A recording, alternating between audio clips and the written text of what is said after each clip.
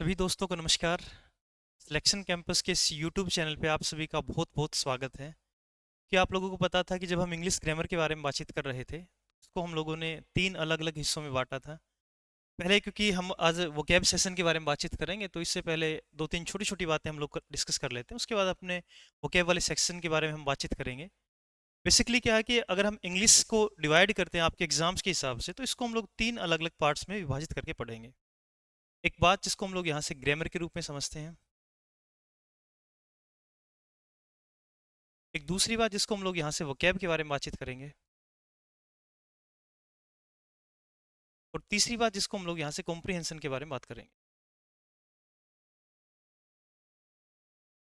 अब किसी भी वनडे एग्जाम्स के बारे में बातचीत करते हैं, वो तुम्हारा एसएससी की बात हुई, डिफेंस हुआ, किसी भी स्टेट लेवल एग्जाम्स के बारे में बात करते हैं, कोई टीचिंग लेवल एग्जाम हुआ, कोई भी वनडे एग्जाम जहाँ जहाँ इंग्लिश पूछी जा रही है, उसमें मोस्ट कॉमनली हमारे पास तीन ये अलग अलग कंपोनेंट्स है जहाँ से सवाल बनते हैं। हम ग्रामर के पोर्शन के बारे में बातचीत करते हैं, हम वोकैब के बारे में बात करते हैं, और कॉम्प्रिहेंशन के बारे में बातचीत करते हैं। इन दोनों पोर्शन को हम फर्दर जो आगे आने वाली क्लासेस है उसमें पढ़ने वाले हैं। आज हम बात कर रहे हैं कि वोकेबलरी के एक अहम हिस्से की, एक वो पोर्शन जो आपके लगभग हर एग्जाम का हिस्सा है। जब भी कभी आप लोग इंग्लिश के लैंग्वेज के बारे में बात करते हैं, आप इंग्लिश के वेटेज के बारे में बात करते हैं, आप इंग्लिश सब्जेक्ट्स के बारे में बातचीत करते हैं। अगर हम बात करें वोकेब की, तो इसको बेसिकली किसी भी एग्जाम में पांच अलग अलग हिस्सों में बांट के पढ़ा जाता है। उनसे सिनोनिम्स के बारे में सवाल पूछता है, एंटोनियम्स के बारे में बातचीत हुई, हम वन वर्ड सब्स्टिट्यूशंस के बारे में बात कर रहे हैं, इडियम्स एंड फ्रेजेस से कोई सवाल पूछा गया है, या फिर आजकल स्पेलिंग टेस्ट भी यहाँ पर वोकैब वाले हिस्से के अंदर ऐड कर दिया गया है। अब सवाल ये बनता है कि इन वोकैब को हम किस प्रकार से चीज़ों को पढ़ के चलेंगे। आपके एग्जाम्स में बेसिकली वोकैब पूछने का मकसद सिर्फ इतना सा है कि आपकी वर्ड्स की स्ट्रेंथ कैसी है, आप चीज़ों को कितना बेहतर समझ के पढ़ते हैं, या इनके शाब्दिक अर्थ से आप कितना वाकिफ़ हैं, उसके बारे में बातचीत की जा रही है। आज का जो हमारा ये सेशन रहेगा, इसमें हम वोकैब के उन पोर्शन के बारे में बात कर रहे हैं जो आपके एग्जाम्स में पूछे गए हैं। हर एक जो सेंटेंस रहेगा वो आपके प्रीवियस एग्जाम से पूछा गया सवाल रहेगा। हम कोशिश करेंगे किसी भी एक शब्द को सिर्फ अर्थ के आधार पे नहीं, उसका रूट कहाँ से निकला है, उस शब्द की फॉर्मेशन कैसे हुई है, इन तमाम अलग अलग बातों के बारे में हम जिक्र करने वाले हैं। तो हम इससे खूबसूरत से सफ़र का प्रारंभ करते हैं, आगाज़ करते हैं। पहली वाली बात, जो पहला सेंटेंस है, पहली वो कैब है, उसके बारे में जिक्र करते हैं। आप लोगों को स्क्रीन पे ये सेंटेंस नजर आ रहा होगा। वाक्य लिखा गया, he handle the machine with deft fingers. इसमें पूछा गया आप लोगों से कि इसका सिनोनिम्स को हम लोग आइडेंटिफाई करेंगे। देखो, सबसे पहली बात तो ये है कि जब भी हम वोकैब के बारे में बात कर रहे हैं, तो हमें ये देखना है कि बेसिकली ये कौन सा पार्ट ऑफ स्पीच के हिसाब से इस चीज़ों को डिफाइन किया गया है। अगर हम इसको थोड़ा सा डिवाइड करने की बातचीत करते हैं, हमने यहाँ पर फिंगर्स वर्ड देखा है। हम समझते हैं कि सर ये फिंगर्स जो है नाउन है, और अगर हम बात करते हैं कौन सा नाउन, तो अपने आप में प्लूरल काउंटेबल नाउन के रूप में चीज़ों को फॉर्म कर रहा है। क्योंकि जो शब्द हमारे पास नाउन को डिफाइन करता है, आप इस बात को बेहतर समझते हैं कि नाउन को डिफाइन करने वाला जो शब्द होता है वो अपने आप में एडजेक्टिव होता है। तो हमारे पास ये सीधी साधारण सी बातचीत है। ये जो शब्द लिखा गया डेफ्ट, ये तुमसे पूछा गया है कि शब्द को हम लोग, ऐसा कौन सा और वर्ड है जो इसको सिनोनियम से इसका पर्यायवाची है, या और कौन सा शब्द है जिसको, जो डेफ्ट शब्द को रिप्लेस कर सकता है। अगर मैं तुमसे बात करता हूँ डेफ्ट शब्द को, एक बार उठाते हैं, इसके मीनिंग के बारे में बातचीत करते हैं, तो आप इस शब्द से यूं समझेंगे। अगर हम बात करें स्किल्ड की, हम बात कर सकते हैं डेक्सचर्स की,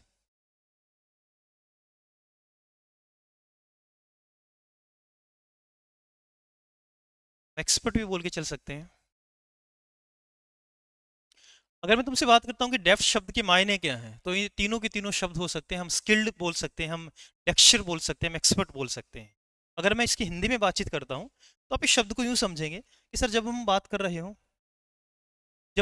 रहे हो कि कोई व्यक्ति किसी भी विधा में पारंगत है, उसकी उसको संपूर्ण नॉलेज है, वो उसकी उस चीज में वेल वर्स्ड है, निपुण है, उस बात को हम बोल के चलते हैं कि सर वो अपने आप में डेफ्ट वर्ड से उस बात को डिफाइन कर रहे हैं। अच्छा, अब हम इन चार ऑप्शंस को एक बार लेके चलते हैं। पहला शब्द हमारे पास लिखा हुआ है। अच्छा, जो भी स्टूडेंट्स आप लोग साथ साथ थे, मेरी आप लोगों से गुजारिश है कि जो भी वोकैब आप लोगों को यहाँ पे नज़र आ रही है, आप साथ साथ नोट करते जाएंगे, सो दैट एक बेसिक फॉर्मेशन बन जाएगी। जरूरी नहीं कि आपसे ये यहाँ पर डेफ्ट शब्द लिखा गया यही एग्जाम में आए, इनमें से कोई भी शब्द हो सकता है। तो एक एक करके हम अपनी वोकैब को भी इस तरीके से तैयार कर रहे होंगे। मैं तुमसे कह रहा था कि सर हमारे पास ये चार ऑप्शन है। पहला शब्द डेलिकेट लिखा गया है। अगर हम डेलिकेट शब्द के बारे में बात करते हैं, तो डेलिकेट शब्द को डिफाइन करते हैं ब्रिटल वर्ड के साथ। ब्रिटल का मतलब होता है किसी भी चीज़ के नाजुक हिस्से के बारे में हम बात करते हैं, जो चीज़ें इजीली ब्रेकेबल हों, जो चीज़ें बड़ी जल्दी टूट जाएं, जैसे तुम्हारा हृदय हुआ जो एक दिन में हजारों बार टूट जाता है, तो हम ये कह सकते हैं कि जो डेलिकेट जो शब्द है वो तुम्हारा हृदय बड़ा डेलिकेट सा है, इसको हम ब्रिटल वर्ड से डिफाइन करके चल सकते हैं। अगर मैं तुमसे बात करता हूँ स्टर्डी की, तो एक शब्द को एक बार समझते हैं। देखो स्टर्डी शब्द को आप लोग बोल के चल सकते हैं कि जिस किसी भी व्यक्ति पे अच्छे या बुरे का कोई ज़्यादा सा प्रभाव नहीं पड़ता है, हम जिसको जिद्दी कह सकते हैं। इसके सिनोनिम्स की अगर हम बात करते हैं तो आप इसको हार्ड कह सकते हो। एक शब्द और आता है बड़ा खूबसूरत सा, इसको हम लोग रोबस्ट बोल के चलते हैं। जैसे जैसे आपके आपके फ्रेंड सर्कल में कोई ऐसा मित्र होगा, दोस्त होगा, सखा होगा कि आप उसको कितनी ही अच्छी बात बता लो, उसके रिएक्शन चेंज नहीं होते, या फिर उसको कोई भी ऐसी बुरी बात का भी ज़्यादा से प्रभाव नहीं पड़ता, तो आप कह सकते हैं कि इज़ ए रोबस्ट पर्सनैलिटी, या फिर हम यूं कह सकते हैं कि इज़ ए स्टर्डी पर्सनैलिटी। इस शब्द का मतलब ये होता है कि जब भी हम बात कर रहे हो किसी भी ऐसे व्यक्तित्व की जिसपे अच्छे या बुरे का कोई प्रभाव नहीं पड़ रहा है, उसके लिए हम लोग यहाँ से स्टर्डी वर्ड को डिफाइन करके चलते हैं। एक शब्द क्विक आया, इसके बारे में हम बाद में बात करेंगे। उससे पहले एक बार क्लमसी वर्ड के बारे में बात करते हैं। क्लमसी का मतलब होता है जो बुरा होता है, भद्दा होता है, खराब होता है। आप इसको डर्टी या अगली शब्द से भी डिफाइन करके चल सकते हैं।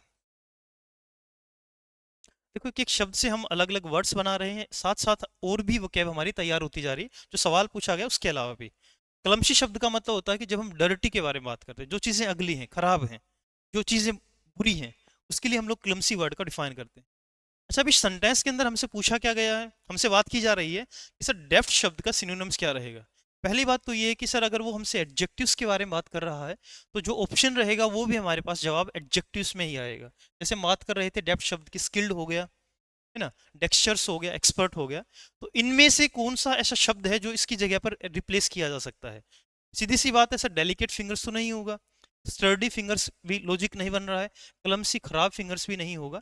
तो हम लोग यहाँ पर इस क्विक वर्ड के साथ जाएंगे, यही हमारे पास ऑप्शन रहेगा। क्विक फिंगर्स का मतलब होगा कि वो हाथ जो निपुण है, किसी भी काम में पारंगत है, कोई भी काम बेहतर किया जा सकता है, उस शब्द को हम लोग यहाँ पे क्विक वर्ड से डिफाइन कर रहे हो। तो जो हमारे पास जवाब रहेगा वो हम लोग यहाँ पे क्विक वर्ड के साथ इस बात को डिफाइन कर रहे हैं। अच्छा, इस सेंटेंस की अगर मैं तुमसे बात करता हूँ, तो इस सेंटेंस में भी कई सारे खूबसूरत से कंसेप्ट हैं। अगर आप ध्यान से देखेंगे, इस हैंडल शब्द के बारे में बात करेंगे, तो बेसिकली क्या है, ये जो हैंडल शब्द है, मैं यहाँ पे लिख दे रहा हूँ।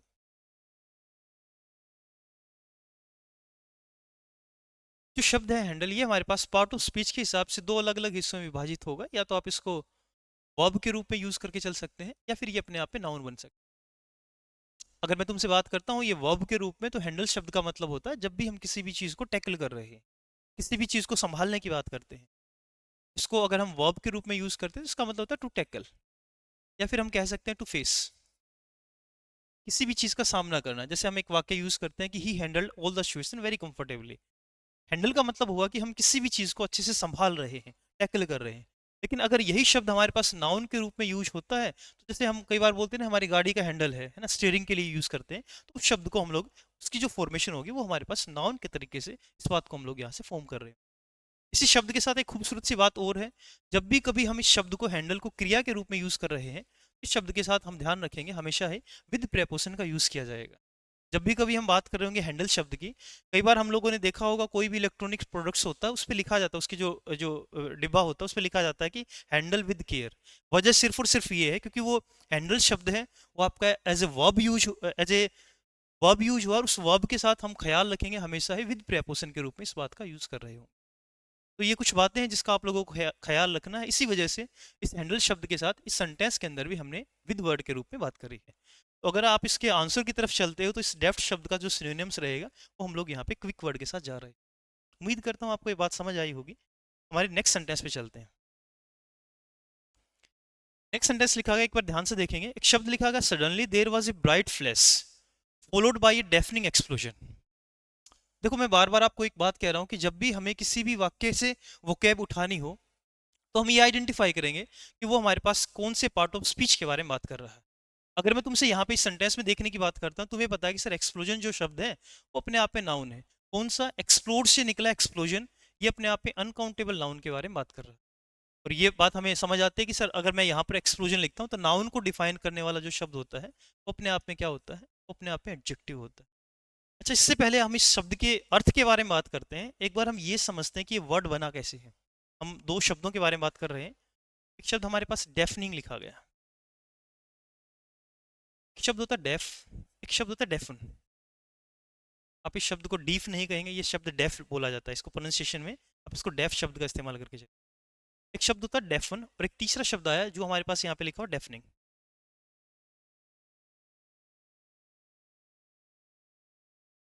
देखो हमारे पास यहाँ पर तीन शब्द लिखे गए हैं, एक बार तीनों को बारी बारी पढ़ने की कोशिश करते हैं। पहला शब्द जो लिखा गया डेफ, अगर हम इसको डिफाइन करते हैं कि शब्द क्या है, तो बेसिकली शब्द को हम लोग एडजेक्टिव के रूप में यूज करके चलते हैं।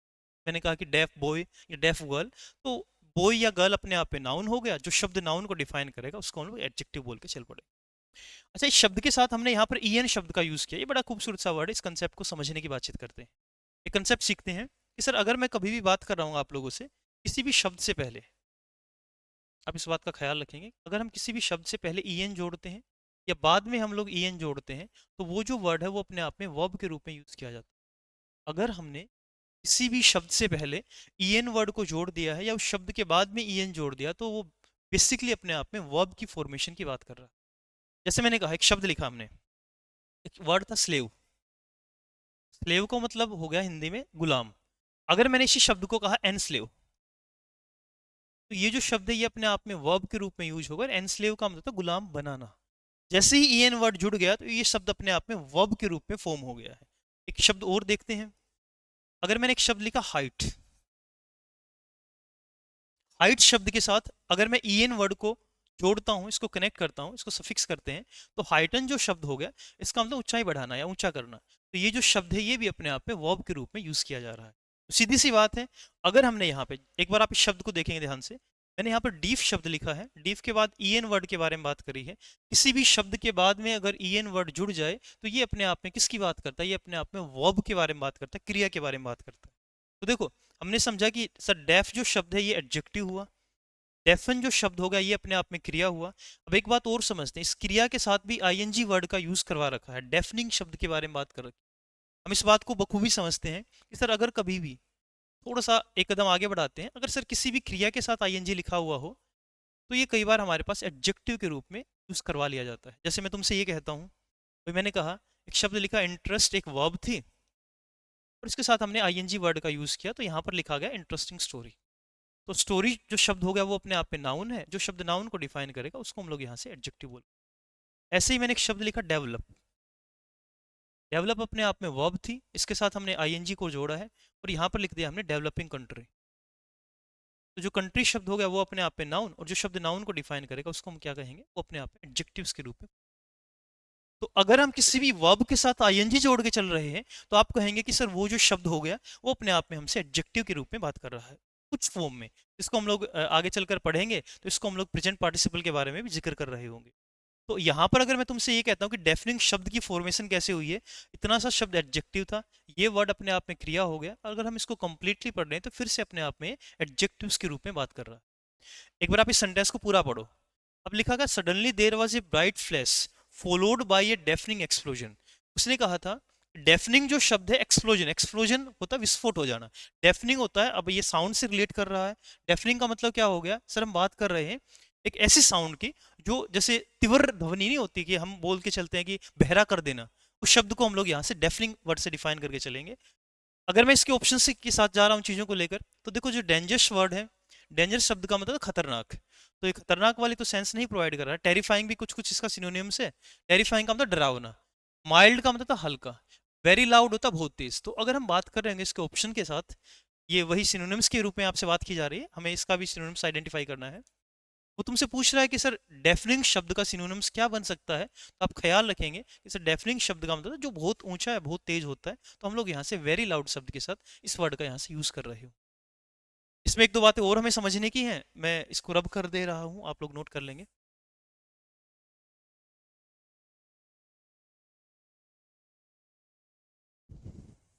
अच्छा, इसमें ना एक शब्द आप लोग देख पा रहे हैं, एक वर्ड लिखा गया FLASH। दो वर्ड होते हैं हमारे पास, आप इसमें डिफरेंस आइडेंटिफाई करेंगे। एक शब्द FLASH लिखा गया है, एक दूसरा शब्द हमारे पास FLESH लिखा गया है। इन दोनों शब्दों में क्या डिफरेंस होता है, अगर मैं तुमसे FLASH के बारे में बात कर रहा हूँ तो इसका मतलब आप हिंदी में इसको मीट या मांस बोल के चलते हैं। FLESH, सॉरी, ये FLESH का मतलब मीट हो गया। FLASH का मतलब हम फ्लैश लाइट या चमक के बारे में बात कर रहे हैं। कई बार आप अपने मोबाइल फ़ोन में देखते हैं एप्लीकेशन होती है जिसको फ्लैश लाइट के नाम से डिफाइन किया जाता है, तो वो FLASH, इसको हम लोग चमक या शाइनिंग की फॉर्म में इस बात का यूज़ करके चलते हैं। अच्छा, ये दो शब्द लिखे गए हमारे पास, FLASH और FLESH। हालांकि इसकी स्पेलिंग्स में डिफरेंस है, लेकिन जब हम इनको प्रोनाउंसिएट कर रहे हैं तो हमारे पास ये सेम मीनिंग प्रोवाइड करा रहा है। तो एक वर्ड होता है जिसको हम लोग बोल के चलते हैं होमोफोनिक। एक टर्म होती है जिसको हम होमोफोनिक वर्ड्स बोल के चलते हैं। होमोफोनिक वर्ड्स का मतलब क्या होता है कि सर वो कोई भी शब्द जिनको हम प्रोनाउंसिएट उच्चारित करते हुए तो सेम बोल के चलते हैं, लेकिन उनकी स्पेलिंग्स में डिफरेंस आ रहा है, उसको हम लोग होमोफोनिक वर्ड्स बोल के चलते हैं। देखो, फोनिक जो शब्द होता है उसका मतलब साउंड होता है, और होमो जो शब्द होता है उसका मतलब सेम कह लें या सिमिलर कह लें। इसका मतलब हुआ कि जो कोई भी शब्द सेम साउंड हमें प्रोवाइड करा रहे हैं, उस शब्दों को हम लोग होमोफोनिक वर्ड से डिफाइन करके, जैसे भाई मैं आपसे बात करता हूँ, मैंने एक शब्द लिखा सन, और यहाँ पर सन लिखा। जब आप इनके मीनिंग की बात करते हो तो दो डिफरेंट वर्ड्स हैं, लेकिन SON और SUN इस शब्द को जब हम प्रोनाउंसिएट करते हैं तो सेम साउंड दे रहा है। तो इन दोनों के दोनों शब्दों को हम लोग कहेंगे सर ये जो दोनों शब्द हैं ये अपने आप में होमोफोनिक वर्ड्स हैं। खैर, जो हमारे पास इसका जो आंसर था वो ये था कि डेफनिंग शब्द का जो सिनोनिम्स रहेगा वो हम लोग यहाँ से वेरी लाउड शब्द के रूप में चीज़ों का जिक्र कर। नेक्स्ट पे चलते हैं। नेक्स्ट सेंटेंस हमारे पास लिखा गया, hospitality is a virtue for which the native of the east are highly admired. देखो, यहाँ से आप लोगों को ये अंडरलाइन था, पेपर में आपसे ये सवाल पूछा गया था और आपसे पूछ रखा था कि अभी हम सिनोनिम्स के रूप में ही बात कर रहे हैं कि सर हॉस्पिटलिटी जो शब्द है इसका हमारे पास इसका मीनिंग क्या है, इसका अर्थ क्या है। तो हमारे पास ये शब्द लिखा गया हॉस्पिटलिटी। बेसिकली हॉस्पिटलिटी शब्द का मतलब था मेहमान नवाजी। इसका मतलब आओ भगत करना,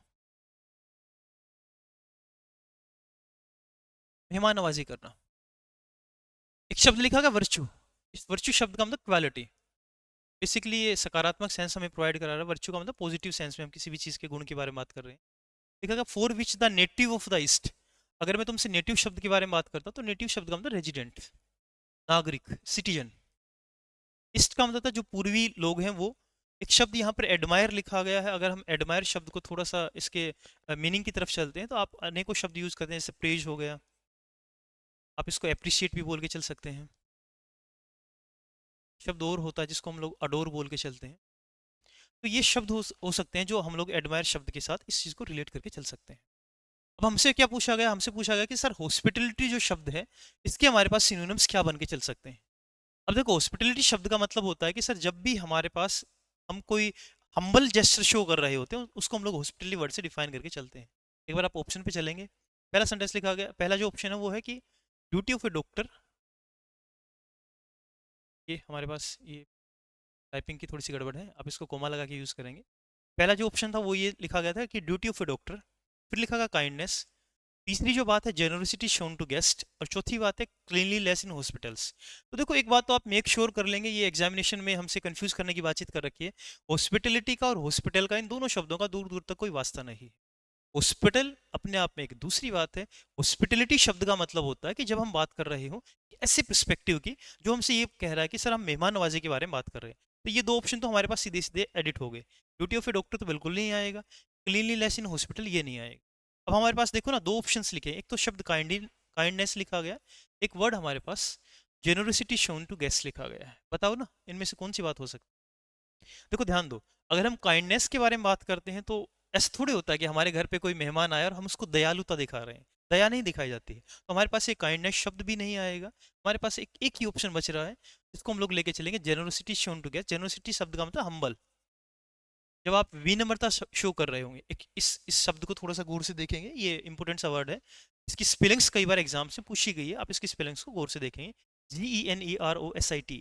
इसका मतलब होता है कि जब हम हम्बलनेस या विनम्रता के बारे में चीज़ों का जिक्र करके तो ये तो बड़ा ही साधारण सा सवाल था। हॉस्पिटलिटी शब्द को अगर हमें सिनोनिम्स में आइडेंटिफाई करना है, इसका जवाब ये रहेगा जेनरोसिटी शोन टू गेस्ट। जब हम अपने अतिथियों को हम्बलनेस प्रोवाइड करते हैं या मेहमान नवाजी आओ भगत की बात कर रहे हैं, तो इस शब्द का ये वाला हमारे पास आंसर।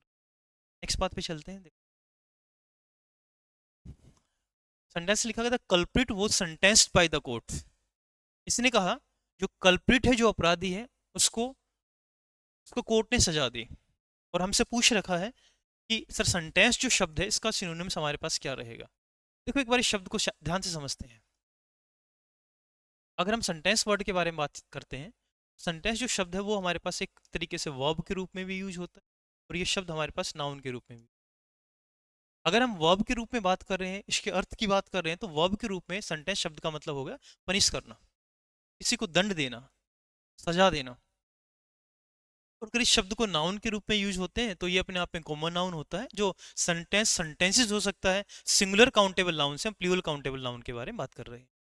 तो अब यहाँ पर इस सेंटेंस में ही लिखा गया कि वो सेंटेंस, वो के साथ थर्ड फॉर्म है, बाई शब्द का भी यूज करवा रखा है, तो सीधी सी बात है पैसिव वॉइस में बात कर रखी है।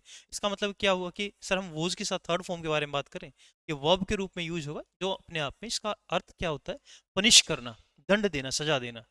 चार ऑप्शंस लिखे गए हैं, एक बार देखते हैं इनमें से चारों में से कौन सा मीनिंग आएगा इसका। देखो एक्विट शब्द का मतलब बरी कर देना, स्वतंत्र कर देना, मुक्त करना। पनिश वर्ड को हम एक सेकंड के लिए रोकते हैं। रिलीव शब्द का भी मतलब होता है मुक्त करना या फ्री कर देना। पार्डन का मतलब होता है माफी देना। तो हमारे पास अगर ये सिनोनिम्स पूछ रखा है, आप देखेंगे ना, एक्विट हो गया, रिलीव हो गया, पार्डन हो गया, ये तीनों शब्द तो एक दूसरे से मैच कर रहे हैं। बस ये पनिश शब्द ये इससे डिफर कर रहा है। देखो ये एक ऑप्शन ये भी होता है, कई बार हो सकता है कोई शब्द तुम्हें ना भी समझ आए, तो हमारे पास चार ऑप्शंस लिखे गए हैं। अगर तीन ऑप्शन में सिमेट्री बन रही है, चौथा ऑप्शन उससे डिफर कर रहा है, तो काफी हद तक चांसेस हो जाते हैं कि वो उसका ऑप्शन आंसर हो सकता है। तो हमारे पास इस सेंटेंस शब्द को अगर हम डिफाइन करेंगे, तो ये अपने आप में पनिश वर्ड के साथ इस बात को रिप्रेजेंट करवा रहा होगा। तो अगर कोई तुमसे कहे कि सेंटेंस वर्ड को आइडेंटिफाई करना है कि ये कौन सा सिनोनिम्स रहेगा, तो हमारे पास इस ऑप्शन का जवाब आने वाला, वो हम पनिश वर्ड के रूप में इस बात का यूज कर रहे हो। कल्पित शब्द की अगर हम बात करते हैं, तो इसको आप हिंदी में अपराधी बोल के चलो।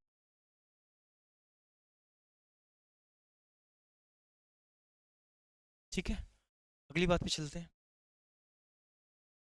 हमारे पास नेक्स्ट सेंटेंस लिखा गया, my first lecture in the classroom was a फिएस्को।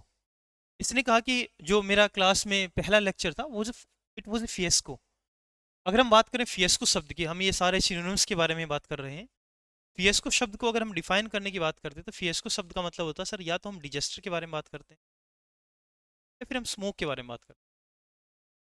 आप कई बार बोल देते हैं ना कि सर हमारे ये पहली मीटिंग जो थी, या हमारा जो पहला एस्पेक्ट था, या पहला आपने कोई काम किया था, वो व्यर्थ में था, उसका कोई ऐसा एग्जैक्ट बेनिफिट नहीं मिला था।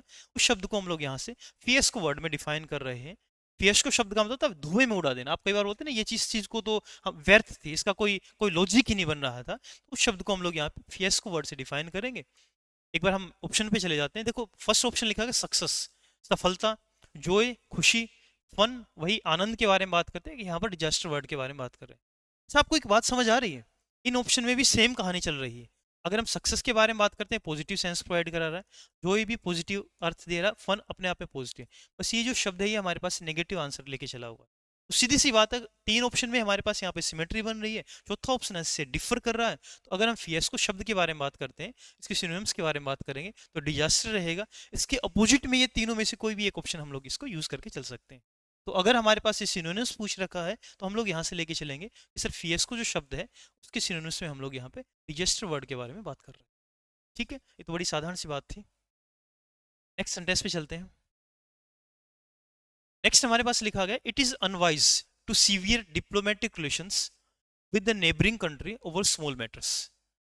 इसमें कुछ बातें हमारे पास समझने की हैं, बड़े ध्यान से देखेंगे। देखो सेंटेंस लिखा गया, it is unwise to sever diplomatic relations with the neighbouring country over small matters. एक शब्द यहाँ पर सेवर लिखा गया। आपसे इस शब्द के सिनोनिम्स के बारे में बात की जा रही है।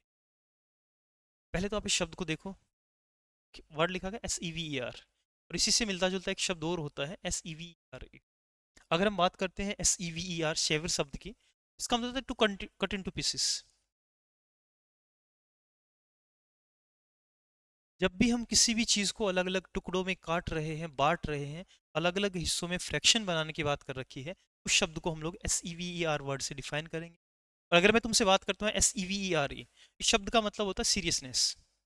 जब हम गंभीरता की बात करते हैं, कई बार आप लोगों ने सुना होगा, वो डॉक्टर बोलता है वो सीवियर पेशेंट है, उसको उसके लिए हम लोग वहां पे सीवियर शब्द के साथ हम सीरियस वर्ड को डिफाइन करके चल रहे हैं। हम गंभीरता के बारे में बात कर रहे हैं। अब क्योंकि हमसे पूछ रखा है कि ये सीवियर शब्द का मतलब क्या रहेगा, तो इसका अर्थ रहेगा कि छोटे छोटे मैटर्स पे अपने राजनीतिक संबंधों को तोड़ना। देखो यहाँ पर सीवियर शब्द का मतलब तोड़ना, बांटना, अलग अलग हिस्सों में क्लासिफाई कर देना, खंडित कर देना, तो ये थोड़ी सी मूर्खता रहेगी, अनवाइज रहेगा। तो पहले तो आप इस शब्द का मीनिंग आप समझ गए हैं। इस सेंटेंस के अंदर कुछ बातें जो तुम्हें समझने की है, एक बात जो इसमें एडिशनल आप ऐड कर सकते हैं, एक शब्द यहाँ पर स्मॉल वर्ड लिखा गया है। अगर हम स्मॉल वर्ड को थोड़ा सा ध्यान से समझने की बात करते हैं, तो आप स्मॉल शब्द के कुछ सिनोनिम्स कई बार पेपर पूछ लेता है। आप यहाँ पर ट्रिफल वर्ड का यूज करके चल सकते हैं, आप यहाँ पर मिनिएचर वर्ड का यूज कर सकते हैं,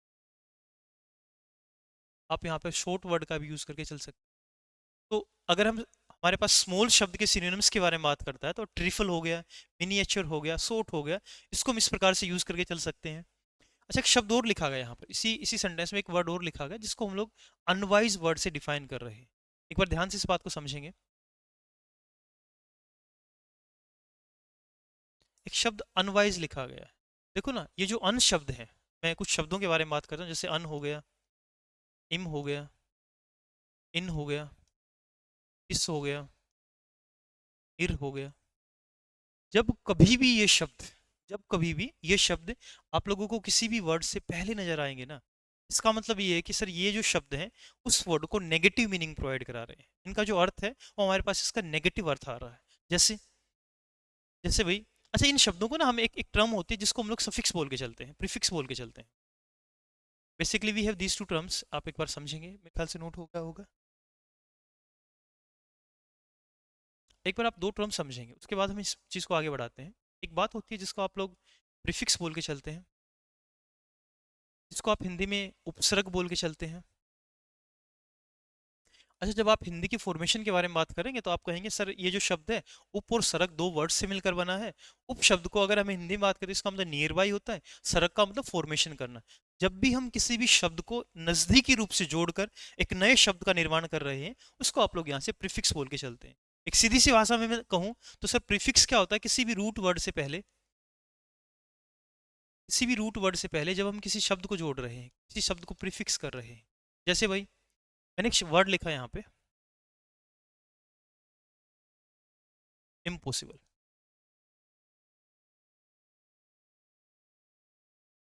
एक शब्द लिखा हमने यहाँ पर, इनविंसिबल।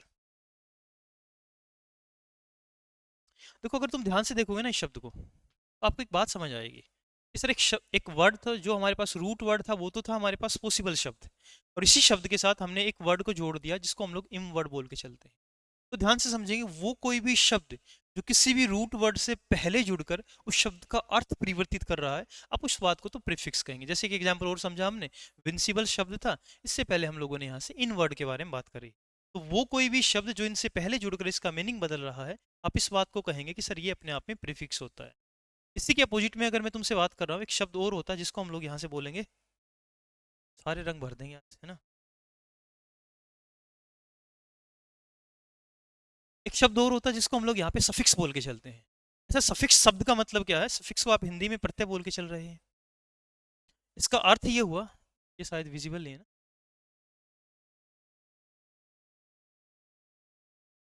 सफिक्स का मतलब होगा कि सर कोई भी हमारे पास रूट वर्ड आया है, रूट वर्ड के आखिर में हमने किसी भी चीज को जोड़ा है, उसको हम लोग यहाँ पे सफिक्स बोल के चलेंगे। जैसे भाई, जैसे मैंने एक शब्द लिखा मैनेज,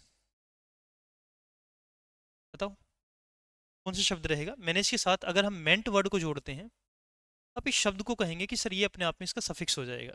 इसी बात को अगर मैं तुमसे ये कहता हूँ, एक वर्ड लिखा हमने इन्फॉर्म, इन्फॉर्म शब्द के बाद में अगर हमने एशियन वर्ड को कनेक्ट कर दिया, तो ये जो एशियन शब्द होगा ये भी अपने आप में इसके सफिक्स के रूप में बात कर रहा है।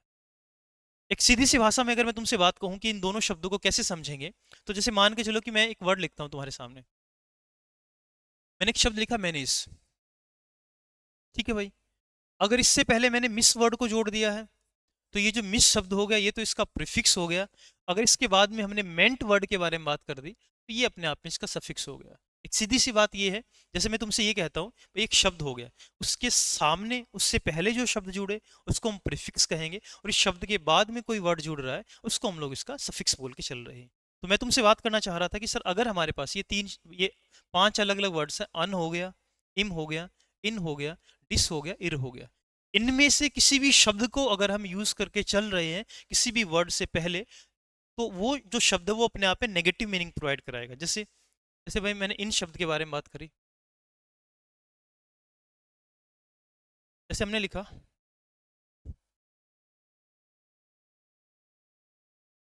जैसे हमने शब्द लिखा अनइम्पोर्टेंट, एक शब्द लिखा हमने यहाँ पर इम्पॉसिबल, हमने यहाँ पर इन शब्द के बारे में बात करी, हमने लिखा इनविजिबल। एक वर्ड आया हमारे पास डिस, हमने लिखा डिसएडवांटेज। इर शब्द से हमने लिखा इररेलेवेंट या इरिवर्सिबल। तो आप इन सारे शब्दों को जब देखेंगे ना, तो आपको पता चलेगा कि सर ये जो सारे वर्ड्स हैं ये अपने आप में नेगेटिव मीनिंग प्रोवाइड करा रहे हैं। अनइम्पोर्टेंट जिसको हम कहेंगे गैर जरूरी हो गया, इम्पॉसिबल असंभव हो गया, इनविजिबल जो दिखाई ना दे अदृश्य हो गया, डिसएडवांटेज खामियां या कमजोरियां, इरिवर्सिबल का मतलब होता है जिसको हम लोग रिवर्स नहीं कर सकते, जिसको हम लोग पुनः वैसा ही नहीं बना सकते जहां से वो चीजें चली थी। तो देखो इन्हीं सारे शब्दों के साथ एक ये वर्ड जुड़ा था जिसको हम लोग अनवाइज वर्ड के साथ समझ रहे थे। ये जो अनवाइज शब्द है, वाइज शब्द से पहले अनवर्ड को यहाँ पे प्रीफिक्स किया गया है, जो अपने आप में नेगेटिव फॉर्मेशन के रूप में चीजों का जिक्र कर चल रहा है। तो अनवाइज का मतलब था गैर बुद्धिमता। अब अगर हम इस पूरे सेंटेंस के आंसर की तरफ चलते हैं, मैं इसको रब कर दूं, मेरे ख्याल से समझ आ गई होगी आपको ये बात। थोड़ा सा स्पेस चाहिएगा।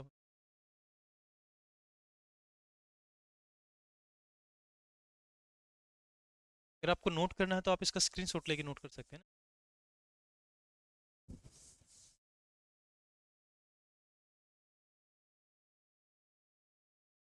देखो यहाँ से ना हम चार ऑप्शंस के साथ जा रहे हैं। हम इसका मीनिंग तो समझ चुके हैं कि सर सीवियर शब्द का मतलब होता है किसी भी चीज को अलग अलग हिस्सों में काट देना, बांट देना। पहला जो शब्द है वो एंगेज लिखा गया है। एंगेज वही शब्द जिसके बाद आप मेंट जोड़कर खुश हो जाते हैं। एंगेजमेंट शब्द आप लोगों ने कई बार ऐसे मन में खुशी उत्पन्न करता है, तो वहीं से ये शब्द निकला। एंगेज का मतलब संबंध होना, कनेक्ट होना, किसी भी चीज से जुड़ जाना। अगला शब्द है यहाँ पर स्ट्रेंज वर्ड लिखा गया। अच्छा एक बार इस शब्द को समझते हैं। एक वर्ड लिखा गया स्ट्रेंज। स्ट्रेंज का मतलब अजनबी। अगर हमने इससे पहले ई वर्ड को जोड़ दिया तो ये जो शब्द है ये अपने आप में वर्ब के रूप में यूज कर रहा है। स्ट्रेंज का मतलब होता है अजनबी होना, विचित्र होना। वो जो था ना कि तो किसी और का है फिलहाल, कैसे हो जाऊं, कैसे मैं तेरा हो जाऊं, तो शब्द को वो इस स्ट्रेंज वर्ड से डिफाइन कर रहा है। स्ट्रेंज शब्द का मतलब होता है जब भी हम कभी विचित्रता के बारे में बात करते हैं, जो व्यक्ति विशिष्ट हो जाता है, अजनबी हो जाता है। एक ऑप्शन लिखा गया यहाँ पे कट ऑफ, यही इसका मीनिंग रहेगा। कट ऑफ का मतलब होता है कि जब दो हिस्सों में बांटने की बात करें, ट्विस्ट का मतलब घुमाव या मोड़ है ना। तो हमारे पास अगर वो तुमसे कहते हैं इसके सिनोनिम्स के बारे में बात करें, तो सेवियर शब्द के सिनोनिम्स में हमारे पास यही जवाब रहेगा, कट ऑफ जो है उसका आंसर रहने वाला। तो इसका जो जवाब रहेगा सेवियर शब्द को हम कट ऑफ से रिप्रेजेंट कराएंगे। अगली बात का जिक्र करते हैं फिर। ठीक है, ये आपके पास वन वर्ड्स के बारे में बात कर रखी है। वन वर्ड सफिशिएंस का मतलब होता है कि अनेक शब्दों का एक शब्द क्या होता है, आपको पूरा का पूरा सेंटेंस लिख के किसी भी एक वर्ड से डिफाइन करने की बात करता है। वैसा एक सवाल लिखा गया है, अगर आप इसको ध्यान से पढ़ेंगे तो लिखा गया कि a person who renounces the world and practises self discipline in order to attain salvation. इसका एक बार मीनिंग समझते हैं। एक व्यक्ति जो रिनाउंस वर्ड को समझते हैं पहले तो ना।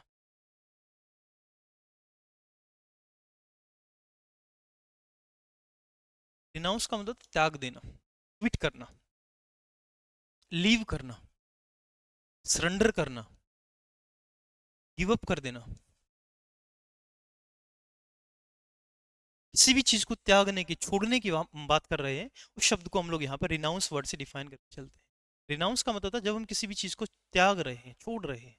अच्छा इसी शब्द से रिलेट करता एक वर्ड और आता है ना हमारे पास, जिसको हम लोग डिनाउंस वर्ड से डिफाइन करते हैं। दोनों में डिफरेंस समझेंगे एक बार। एक शब्द हमारे पास रिनाउंस हुआ, एक दूसरा शब्द हमारे पास डिनाउंस होता है। डिनाउंस शब्द का मतलब होता है जब भी हम किसी भी चीज के खिलाफ बोलते हैं, अक्सर हम जिस चीज के बारे में बुरा बोलते हैं, टू स्पीक अगेंस्ट।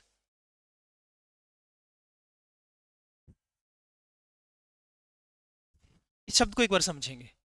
देखो आप लोगों को पता है कि कई बार ना हम किसी भी इंसान से बात कर लेते हैं, एक आध व्यक्ति बड़ा फेमस सा हो जाता है कि अगर इसको कुछ भी कहा गया तो ये उस चीज के अंदर हमेशा खामियां निकालेगा। जैसे वो एक वो किस्सा था ना कि वो किसी भी एक गांव की बात है, वो कहीं पर ऐसे बुआई करने जा रहा था गेहूं वगैरह की। तो एक वो ताई वहां पर बड़ी फेमस सी थी कि इसको कुछ भी कहा जाए ये हमेशा ही नकारात्मक कहेगी। तो वो जाने लग रहा है, उससे बात करी कि बोला कि उसको पता चल गया, बोला कि ये ताई आने लग रही है यार, कुछ ना कुछ तो गलत कहेगी। तो उसने पहले ही कह दिया, बोला कि ताई जी देखो ऐसा है कि आप मेरे तक कुछ मत कहियो, मैं गेहूं बोने जा रहा हूँ, तेरे घर एक बोरी में पहुंचा दूंगा। उन्होंने बोले कि भाई मन्ना तेरे तक कुएं कुछ कहना है, मेरे घर तो एक बोरी पहुंच जाएगी, तेरे चाहे दाना ना हो, हमने क्या मतलब है। तो तो उस शब्द को हम लोग यहाँ से डिनाउंस वर्ड से डिफाइन करें। डिनाउंस शब्द का मतलब होता है कि हर एक व्यक्ति, कितनी भी अच्छी परिस्थितियां हो, वो हमेशा इस बात के बारे में बुरा बोलने वाला, उसको हम क्या कहेंगे, उसको हम लोग डिनाउंस वर्ड से डिफाइन करके चलते हैं। अच्छा, अब ये सेंटेंस क्या कह रहा है हमसे, ये कह रहा है कि a person who renounces the world, एक व्यक्ति जिसने इस विश्व को त्याग दिया है, एंड प्रैक्टिसेस सेल्फ डिसिप्लिन, और जो अपने खुद के नियम ही प्रैक्टिस करता है। हम लोग यहाँ प्रैक्टिसेस नहीं, प्रैक्टिसेस वर्ड को डिफाइन करेंगे, ये गलत लिखा हुआ है, कि हमें पता है कि सर प्रैक्टिस और प्रैक्टिस दो शब्द हैं। अगर हम प्रैक्टिस के बारे में बात करते हैं तो प्रैक्टिस शब्द का हम लोग नाउन के रूप में यूज करके चलते हैं। प्रैक्टिस जो है वो अपने आप में क्रिया होता है, यहाँ पर ये वर्ब के रूप में यूज, वर्ब में एस वर्ड का यूज करेंगे, सी का यूज नहीं हो। अब यहाँ पर लिखा गया एक व्यक्ति जिसने इस विश्व को त्याग दिया है और वो अपने खुद के नियमों को अप्लाई करता है in order to attain salvation. Salvation शब्द को आप हिंदी में मोक्ष बोल के चलते हैं, इसको हम लोग क्या कहेंगे, इसको मोक्ष कहेंगे। मोक्ष का मतलब क्या होता है, ये जो आजकल ये आईआईटीएन बाबा जो चले हुए हैं ना, है ना, उसका ये परफेक्ट एग्जांपल है सेंटेंस, कि वो जिसने अपने जो सेट स्टैंडर्ड है, जो सोसाइटल एस्पेक्ट है, उसको त्याग दिया है और वो अपनी ही नई धारणा बनाए बैठे हैं, तो उसको हम लोग इस शब्द से डिफाइन करेंगे। अब बेसिकली तुमसे पूछा गया कि वो इन चारों में से कौन सा ऑप्शन है, वो है जो शब्द को डिफाइन करने की बात कर रहा है। पहला शब्द यहाँ पर स्केप्टिक लिखा गया। देखो, अगर हम स्केप्टिक शब्द के बारे में बात करते हैं तो इसका मतलब सस्पिशियस। जब भी हम किसी भी चीज को लेकर संदेहवादी होते हैं, आप शक की प्रवृत्ति रखते हैं, आप उस बारे में पुख्ता नहीं है, उस शब्द को हम लोग यहाँ पर स्केप्टिक वर्ड से डिफाइन करते हैं। एक दूसरा शब्द एस्केटिक लिखा गया है। एस्केटिक शब्द को आप सेंट, साधु, फकीर से डिफाइन करके चल सकते हैं। डिवोटी शब्द का मतलब भगत होता है। एंटिक्वेरियन का मतलब होता है जो, जैसे आप लोग बोलते हैं कि एंटीक प्रोडक्ट, विशिष्ट वस्तुएं, जो थोड़ा सा डिफरेंट हो, विचित्र हो, अलग हो, उस शब्द के लिए एंटीक्वेरियन वर्ड को डिफाइन कर रहे हैं। अब इस आपको पता ही चल गया होगा कि जो हमारे पास जवाब रहेगा वो इसका एस्केटिक शब्द होगा। जो व्यक्ति जिसने इस वर्ल्ड को त्याग दिया है और वो अपने ही नियमों को अप्लाई करता है ताकि वो मोक्ष की प्राप्ति कर ले, उस पूरे के पूरे वर्ड को हम लोग एस्केटिक वर्ड से डिफाइन। ठीक है, अगले शब्द पे चलते हैं फिर। अच्छा, यहाँ पर एक बात लिखी कि इडियम्स, ये भी आपके वोकैब का एक अहम हिस्सा है। देखो, इडियम्स एंड फ्रेजेस क्या होते हैं, पहले तो आप इस बात को समझो, फिर सेंटेंस पे आते हैं। इडियम्स एंड फ्रेजेस का मतलब होता है मुहावरे और लोकोक्तियां। अब मुहावरे और लोकोक्तियां क्या होता है कि सर किसी भी बात को अप्रत्यक्ष रूप से कहने के लिए हम कुछ शब्दों का इस्तेमाल कर रहे हैं। एक बड़ी जनरल सी भाषा में अगर हम बात करते हैं, तो जैसे आप लोगों ने सुना होगा कि एक पत्थर से, एक तीर से दो शिकार कर देना।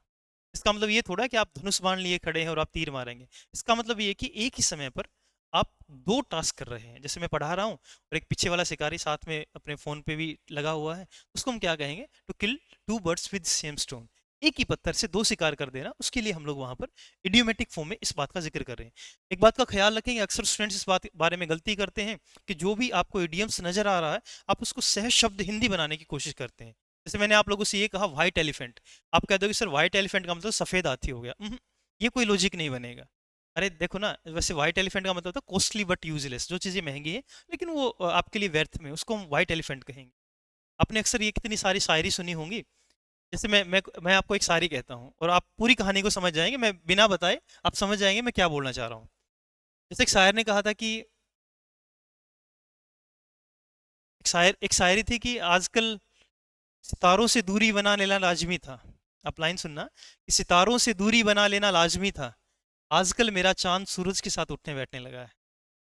यहाँ पर चांद, सूरज, सितारे, इनका कोई जिक्र नहीं हुआ है, लेकिन आप उस कंसेप्ट को समझ गए जिसमें एक पोइट जो है किसी बात को डिलीवर करवाना चाह रहा था। ऐसे ही गालिब साहब के पास जब ये बात गई कि, जैसे आप बोलते हैं ना कि नाचने जाने आंगन टेढ़ा, उस बात को आप इंग्लिश में बोल के चलते हैं कि a bad carpenter क्वेल्स with its tools. तो गालिब साहब ने इस बात को कहा था कि सारी उम्र गालिब ये भूल करता रहा, धूल चेहरे पे थी आईना साफ करता रहा। इसमें भी वो धूल और चेहरे की बात नहीं कर रहा, ये अप्रत्यक्ष नोटेशन है किसी भी बात को कहने की। इसी बात को आप लोग इडियोमेटिक फॉर्म में लेके चलते हैं। जैसे एक शायर ने कहा था, एक हरियाणवी, मुझे कुछ लाइंस ध्यान आ रही हैं, कि वो अपनी अपनी साथी की तारीफ कैसे कर रहा है। वो सीधा सीधा ये नहीं कह रहा कि यू आर लड़की ब्यूटीफुल, वो कह रहा है कि सो कोसा भी दिखे नहीं उसकी हान राशि का, चेहरा भरमा साल पंद्रमा, चंद्रमा जणु पणवासी का। लाइन सुनना एक बार, कि सो कोसा भी दिखे नहीं उसकी हान राशि का, चेहरा भरमा साल पंद्रमा, चंद्रमा जणु पणवासी का, रूप हुसन का जोर इसा, कति बुझते दीवे चस जा है, हर का नाम रटनिया भी उसके मोह जाल में फंस जा है, और काले काले केस उसके बारंबार उन्हें एक सार करे, थाली बैठ कर घड़ रखी, शीशा खुद उसका श्रृंगार करे। तो इस पूरी की पूरी पंक्तियों में, आप मुझे पता भाव विभोर हो गए होंगे, इस पूरी पंक्तियों में जो समझने की बात है वो ये थी कि सर इडियोमेटिक फॉर्म का मतलब होता है कि किसी भी बात को जब हम अप्रत्यक्ष रूप से कह रहे होते हैं उसको हम इडियोमेटिक फॉर्म में लेके चलते हैं। जैसे जैसे हमारे पास एक शब्द लिखा गया पुल अलोंग फेस, इसका मीनिंग ये नहीं हुआ कि लंबा चेहरा खींचना। पुल अलोंग फेस का मतलब होता है कि सर जब भी कभी हम बात कर रहे होंगे किसी भी ऐसे फॉर्म की जब हम किसी से नाराजगी जाहिर कर रहे हैं, तो था ना कि वो इस कदर नाराज हो गया मुझसे जैसे किसी और ने मना लिया हो, उसको हम कहेंगे पुल अलोंग फेस। पुल अलोंग फेस का मतलब होता है नाराजगी जाहिर करना। हमारे पास चार ऑप्शंस लिखे गए, इसका मीनिंग समझते हैं। ये कह रहा है कि सर इसके ये चार ऑप्शन है, कौन सा मीनिंग सही रहेगा। पहला शब्द लिखा गया टू लुक एंग्री, इसने कहा नाराज नजर आना। दूसरा ऑप्शन है टू लुक सैड, दुखी नजर आना। तीसरा टू फ्लैटर समवन, फ्लैटर शब्द को हम अट्रैक्ट कहेंगे, आकर्षित करना। और चौथा ऑप्शन हमारे पास लिखा है टू चाइल्ड समवन, चाइल्ड शब्द को हम स्कोल्ड कहेंगे, किसी को हम रिव्यू कर रहे हैं। आप इस चाइल्ड शब्द के साथ रिव्यूक वर्ड का भी यूज करके जब भी हम किसी को डांटने की बात कर रहे हैं उसके लिए हम लोग वहां चाइल्ड, स्कोल्ड या रिव्यूक शब्द का इस्तेमाल कर रहे हैं। अच्छा अब आप खुद से बताइए मुझे कि सर पुल अलोंग फेस शब्द का मतलब ये होगा कि जब भी हम बात कर रहे हो किसी से नाराजगी की, चार ऑप्शन में कौन सी बात सही नजर आ रही है। सीधी सी बात है कि सर वो दुखी की बात तो थोड़े कर रहा है, फ्लैटर की बात नहीं कर रहा, डांटने की बात नहीं कर रहा। तो सीधी सीधी बात ये है कि सर पुल अलोंग फेस इस शब्द का मतलब ये होगा पुल टू लुक एंग्री, नाराज नजर आना, किसी भी चीज पे नाराजगी होना, उसको हम लोग टू लुक एंग्री शब्द से डिफाइन करके चलेंगे। यही आपका इस प्रश्न का जवाब रहेगा। खैर अगली बात पे चलते हैं। एक शब्द लिखा गया, अब आपको एंटोनियम्स आइडेंटिफाई करना है। एक शब्द लिखा गया ट्रेचर्स। अच्छा पहले तो इस शब्द की फॉर्मेशन के बारे में बात करते हैं। ट्रेचर शब्द का मतलब होता है धोखा। और ओ यू एस, इस बात को समझेंगे ध्यान से, अगर हम किसी भी शब्द के बाद ओ यू एस वर्ड का यूज करते हैं तो ओ यू एस शब्द का मतलब फुल ऑफ। जब भी आप कह रहे हैं कि सर कोई भी चीजें किसी भी चीज से प्रचुर हैं, भरी हुई हैं, फुल ऑफ के बारे में बात करते हैं, एक एक्सेस अमाउंट है, उस शब्द के लिए हम फुल ऑफ वर्ड का यूज करके चलते हैं, या ओ यू एस वर्ड उस वर्ड के एंडिंग पे यूज करके चल पड़ रहे हैं। अब तुमसे पूछा गया कि ट्रेचर्स, ट्रेचर शब्द का मतलब धोखेबाज, जो धोखे से भरा हुआ है, फुल ऑफ क्या बोलते हैं सेल्फिशनेस। चार ऑप्शन लिखे हुए हैं। पहला ऑप्शन हमारे पास फंटेस्टिक, फंटेस्टिक तो बेहतरीन होता है। फ्लेक्सिबल लचीला होता है। फ्लुएंट धारा प्रवाह होता है। फेथफुल ट्रस्टवर्दी होता है, जो जिसपे हम विश्वास करके चल सकते हैं। कि हमसे एंटोनियम पूछा है, तो अगर तुमसे कोई बात करता है कि तुम तो धोखेबाज हो, इसका अपोजिट क्या हो सकता है कि तुम तो विश्वास पात्र हो, तुम ट्रस्टवर्दी हो। तो हमारे पास ये फेथफुल शब्द कह लो, या फिर हम इसको लॉयल वर्ड से डिफाइन करके चल सकते हैं, या फिर हम लोग ट्रस्टवर्दी वर्ड से डिफाइन करके चल सकते हैं। वो तुम कई बार कह लेते हो ना कि जो तू मेरी नहीं हुई तो किसी की नहीं होने दूंगा। और वो भी सयानी है, वो ऐसे बोलती है कि जो तेरी होगी तो कि तू सबकी होने देगा। तो शब्द को हम लोग ट्रस्टवर्दी या लॉयल फॉर्म में इस बात को यूज करके चल पड़ते हैं। ठीक है, तो उम्मीद करता हूँ आपको ये बात समझ आ रही होगी। ट्रेचर्स वर्ड का अगर वो तुमसे अपोजिट फॉर्म की बात कर रहा है तो उसके लिए हम लोग वहां पे फेथफुल वर्ड के बारे में बात कर रहे हैं। यही इसका एंटोनिम रहेगा। एंटोनिम विपरीतार्थी शब्द। कुछ एक वोकैबुलरी है, इसको समझते हैं एक बार। अगला जो शब्द लिखा गया इनकरेक्ट स्पेलिंग आपको आइडेंटिफाई करने, ये काम तो तुम कर लोगे। हमारे पास ये चार ऑप्शंस लिखे हुए हैं। विट शब्द लिखा गया, विट का मतलब विजडम के बारे में हम बात करते हैं, हम बुद्धिमत्ता के बारे में बात करते हैं, है ना, ज्ञान के बारे में बात करते हैं। विच शब्द का मतलब चुड़ैल होता है। अगर विश के बारे में बात करते हैं, विश का मतलब इच्छा होता है। इस शब्द को एक बार समझते हैं, WHIP। बेसिकली ये शब्द, यही शब्द गलत है, ये शब्द होता है विप। विप का मतलब चाबुक या कोड़ों से मारना।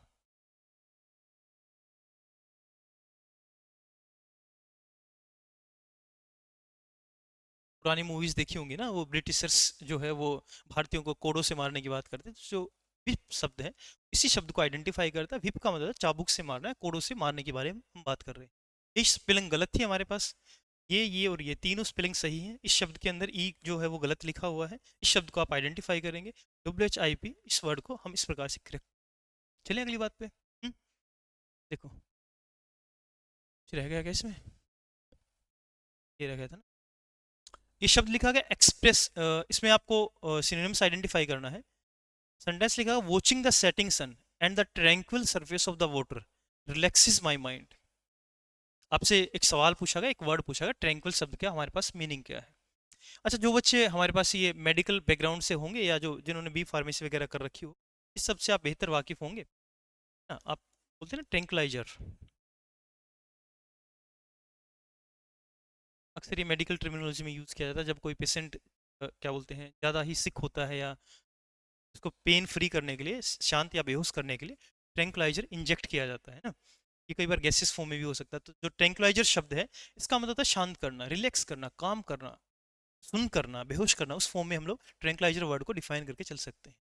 अब देखो सेंटेंस हमारे पास लिखा होगा वॉचिंग द सेटिंग सन, सूरज को सेट होते हुए देखना या फिर अस्त होते हुए देखना, in the tranquil surface of the water, और जो किसी भी पानी की जो शांत सतह है उसको देखना, इट रिलैक्सेस माई माइंड। देखो यहाँ पर रिलैक्स शब्द और इसको बेटर आइडेंटिफाई कर रहा है, ये मेरे मस्तिष्क को शांत करता है।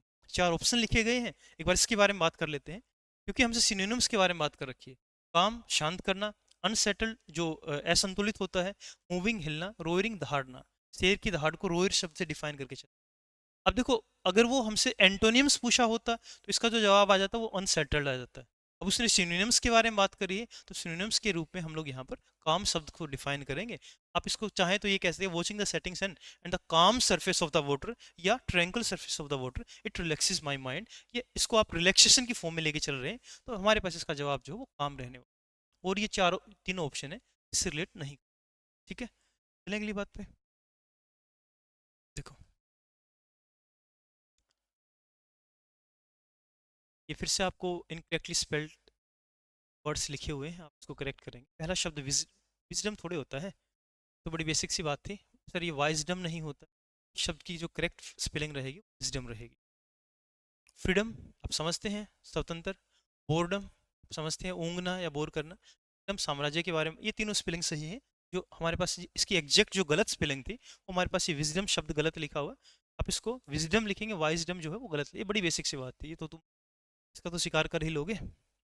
चलो अगली बात पे चलते हैं, आखिरी सेंटेंस है ना, आज की बात को फिर यहीं पर। ये लिखा गया हमारे पास, इसमें भी आप लोगों को इनकरेक्टली स्पेल्ड वर्ड है जिसको आपको करेक्ट करना है।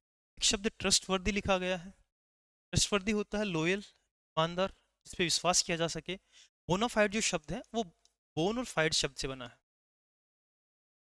देखो बोनाफाइड होता है कि जब भी हम किसी को जैसे बोनाफाइड सर्टिफिकेट आप यूज़ करते हैं, आप किसी को अधिकार क्षेत्र के बारे में बात करते हैं, आप किसी की पुष्टि कर रहे हैं, उसके लिए हम बोनाफाइड वर्ड का यूज़ करके चलते हैं। सॉल्यूशन शब्द गलत था, आप इसको SOLUTION लेके चलेंगे। ये तो बड़ी बेसिक सी स्पेलिंग है वैसे। कल्चरल शब्द का मतलब साहित्यिक होता है। तो आपको यहाँ से इन चारों शब्दों में से इनकरेक्ट स्पेल्ड वर्ड निकालना था, तो सीधी सी बात है, हमारे पास ये जो शब्द होगा इसका जो है गलत यूसेज ऑफ इस वर्ड हो। ठीक है, चलो जी, ठीक है। अब एक मिनट मेरी बात बहुत ध्यान से समझेंगे। देखो हम लोगों ने ये कुछ वोकैब के बारे में बात करी, हमारा ये वोकैब का सेशन इस प्रकार से चलेगा। एक साथ बहुत सारे वोकैब कराने का भी कोई फ़ायदा नहीं है। आज हमने कोशिश करी थी कि वोकैब के जो भी चारों पांचों जो अलग अलग कंसेप्ट थे, जैसे antonym, सिनोनियम, one word, idioms and phrases, हमारे पास स्पेलिंग टेस्ट हो गया, उसको हल्के फुल्के से चीज़ों को समझने समझाने की। ऐसा बिल्कुल भी नहीं होगा कि जो आप लोगों ने यहाँ पर देख लिया, समझ लिया है, उसी से बात बन जाएगी। जब तक आप खुद से इन सारी चीज़ों को प्रैक्टिस नहीं करेंगे, तब तक बात नहीं बनने वाली है। कई बार क्या होता है विद्यार्थियों के साथ कि सर जो भी हमारे पास यहाँ पे बोर्ड पे सामने करवाया जा रहा है वो हमें बेहतर समझ आ रहा है। इसका मतलब ये बिल्कुल भी नहीं है, बिल्कुल भी नहीं है कि जो भी आप लोगों ने यहाँ पर बोर्ड पे हो गया वही तुम्हारे दिमाग में पेस्ट हो गया। जब तक आप चीज़ों को खुद से अपने हाथ से अपने नोटबुक में नहीं लिखेंगे, तब तक बात नहीं बनने वाली है। तो आप क्या कर, जैसे भाई ये कॉन्टिन्यूस वीडियो चलिए, आप उसको पॉज करें, आप उस बात को लिखें, तभी आप वीडियो को आगे आप कॉन्टिन्यूस या प्रोसीड करें। ठीक है, तो इन्हीं सारे शब्दों के साथ, इस छोटे से सेशन के साथ आज की मुलाकात को चलो ख़त्म करते हैं। हम अगली नई वीडियो में मिलेंगे, तब तक के लिए आप इन सारी वोकैब को पढ़ के आएंगे। उम्मीद करता हूँ आप सारे स्वस्थ रहेंगे, और नई वीडियो में एक अच्छे से कंटेंट के साथ हम मिलने वाले हैं। ठीक है, थैंक यू।